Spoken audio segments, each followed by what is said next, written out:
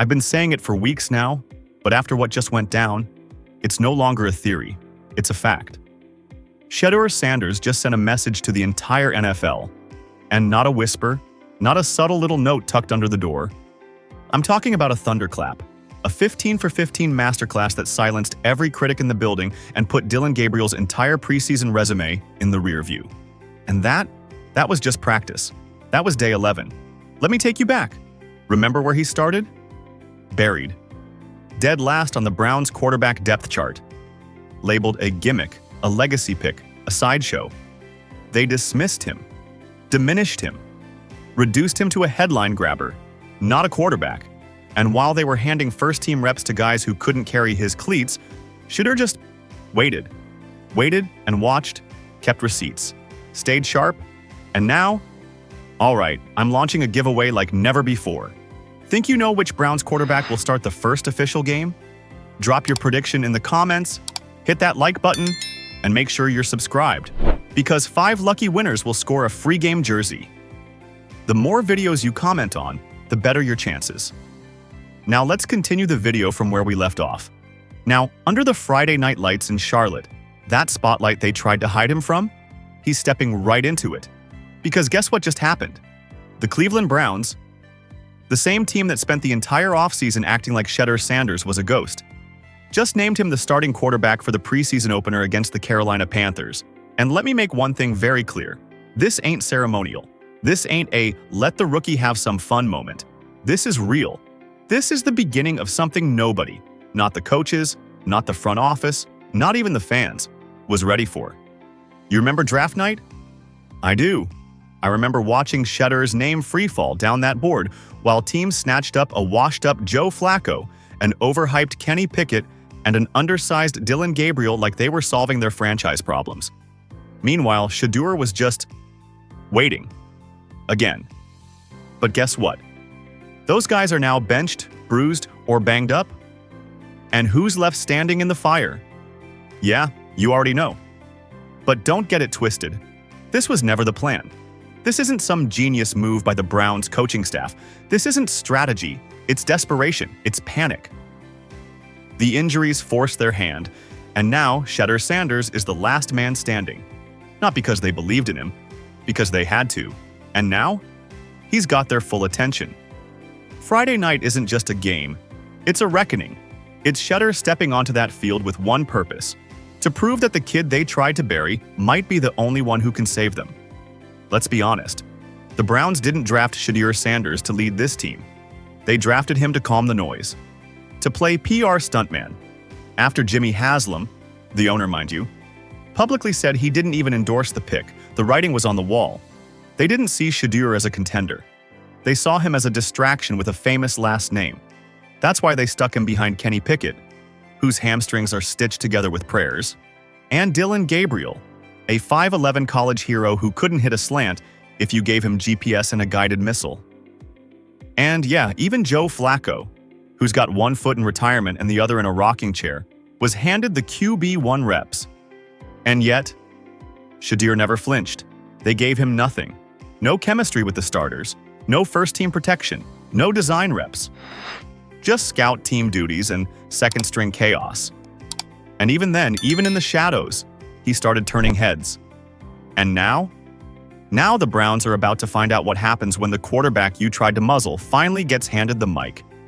Because this game, it's not just a tryout. It's not just a preseason walkthrough.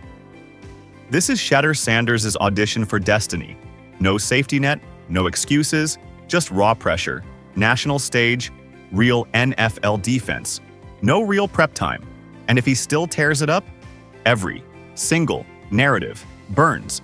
Because Shedeur is walking into that stadium without first-team reps, without premier weapons, and without the backing of the franchise that drafted him. But if he carves up the Panthers anyway, if he dices up their defense with cold-blooded precision, then all those excuses, the media noise, the scouting doubts, the politics, it all goes up in flames. Let's be real about this quarterback room. That depth chart? It reads like bad satire. Joe Flacco on top, followed by Pickett, Gabriel, and Shedeur buried at the bottom like they were hoping we'd forget he existed. They even tossed Tyler Huntley in there like a last-minute fire extinguisher. But here's the reality. If we're talking pure talent, reading a defense, leading a huddle, extending plays, elevating teammates, then Shedeur Sanders isn't just the best option. You got Joe Flacco, the old vet, sitting there telling the media he's not really in the mood to be a mentor.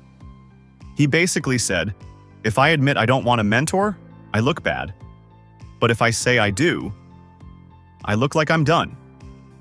That's not confidence. That's a man gripping onto the final threads of a career that's fading fast. That's not leadership. That's self-preservation. Then there's Kenny Pickett, still rocking the two gloves like it's a fashion statement, but we know the truth.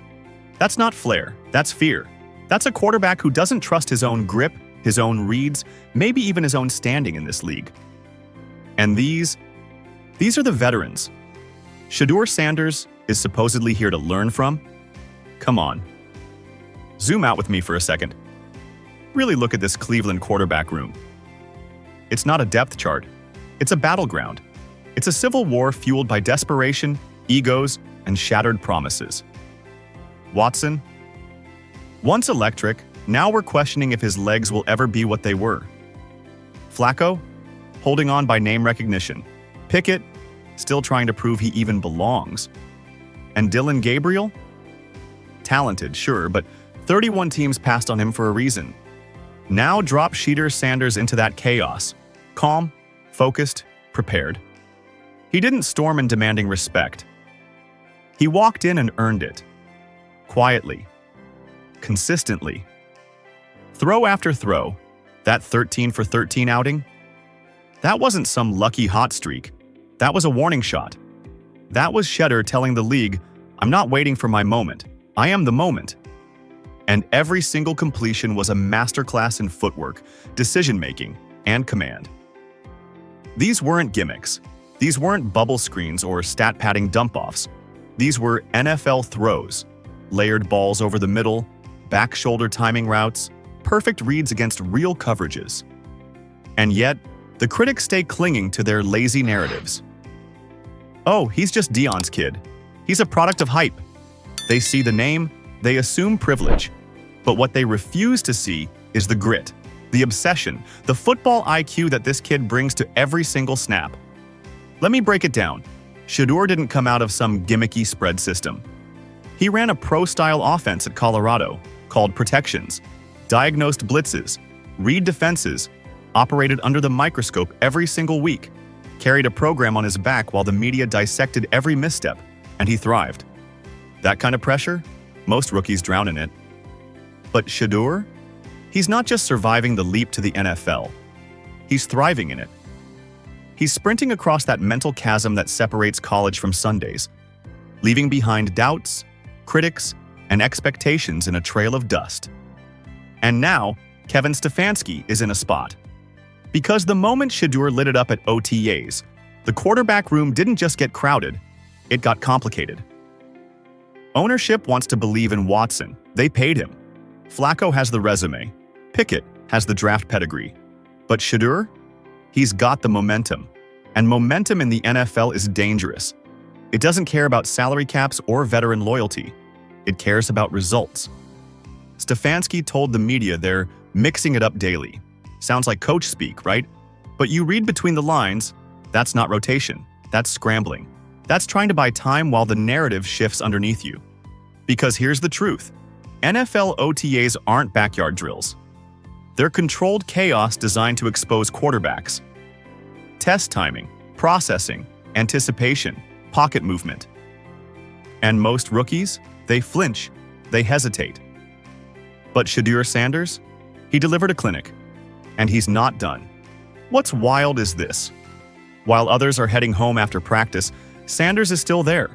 Grinding tape, asking questions, getting reps, building timing with receivers. That's what the greats do. Brady did it. Breeze lived it. Mahomes still breathes it. Now you tell me, when's the last time Cleveland had that? This city's seen quarterback after quarterback crash and burn. Couch, Quinn, Manziel, Mayfield. The names are heavy, the failures even heavier. But Shedeur? He's different. He's not erratic, not emotionally fragile, not overwhelmed by expectations. He's steady. He's sharp. He's ready. And across the league, the whispers are getting louder. Scouts are making calls. How's the kid looking? Is this real? And the answer keeps coming back the same. It's real. Because you can't fake the touch Sanders is putting on these throws. You can't fake how defensive backs react after he threads a needle over the middle. You can't fake the leadership, the calm, the command. And now the national media is starting to catch up. They're finally seeing what those of us who've been locked in already know. Shedeur's not just Deion's son anymore. He's a field general, manipulating safeties, calling audibles, owning the huddle. The Browns thought they were getting a developmental backup. They had no idea they were bringing in a full-blown quarterback controversy. And let me say this loud and clear. If Shedeur Sanders carries this into the preseason, if he goes out there in real live reps and keeps his foot on the gas, protects the ball, moves the offense, shows that same poise under pressure, then this is no longer a debate. It's a countdown. And the Browns front office will have to make the toughest decision they've made in a decade.